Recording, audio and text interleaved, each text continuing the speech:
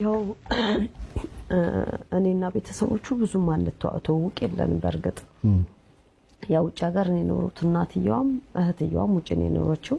ባለፈው የሆነ አመት መታት ከእሷ ጋር ተዋውቀናል፣ ከእህቱ ጋር ማለት ነው። እናትየዋ ጋር ጭራሽ ትውውቅም የለንም ማለት አንተዋወቅም። ምን አይነት ሰው እንደሆንኩ ምን አይነት አታቀኝም። ያው በፊትም በስልክ ነበረ እንዴት ናችሁ ምናምን እንባባለውና ያው ለቅሶ ላይ ቁጭ ብለን ብዙ ነገሮች አሉ። እኔ ይሄ ነው ማለቱ በጣም ለኔ ራሱ እጅግ በጣም ይከብደኛልና የሰልስቱ ቀን በቃ መውጣት አለባት ከቤት አንቄ ነው ማስወጣት አለች እህትየው ማለት ነው። እና ያው እንደዛ ስትል ያው ሰዎች ይሰሟታል፣ ምን ይሏታል። እኔ ደግሞ በጣም ልጅ እየተረበሸች ነበር። አንድ በአባቷ ሀዘን ተረብሻለች፣ ሁለት በምሰማው ነገር ምናምን እየተረበሸች ነበረ።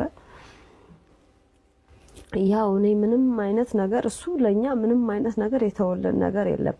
ያው የዕለት የሚሰራትን ምናምን ነው እንትን የምንለውና በቃ መውጣት አለባት ምናምን ይሄንን የምሰማው ነገር ለልጄም እየተበጠበጠች በቃ ዛሬ አስወጣታለሁ አለች። በቃ በሰልስቱ ዛሬ ነው ማስወጣት ማታ በቃ ሰው ሲል ምናምን ስትል እኔም ለህይወቴም ለምንም ፈራለሁ። ገብቷል። ልጄ ደግሞ ከኔ በላይ ደግሞ ልጄ ብዙ ነገር በቃ እየሰማች ጭንቅላቷ እየተበጠበጠ፣ በዛ ላይ ደግሞ የቶንስል በሽተኛ ናት። ልክ እሱ የሞተ ጊዜ ነው እንደውም አቢጋ ቀጠሮ አስይዞ ነበረ ለሷ።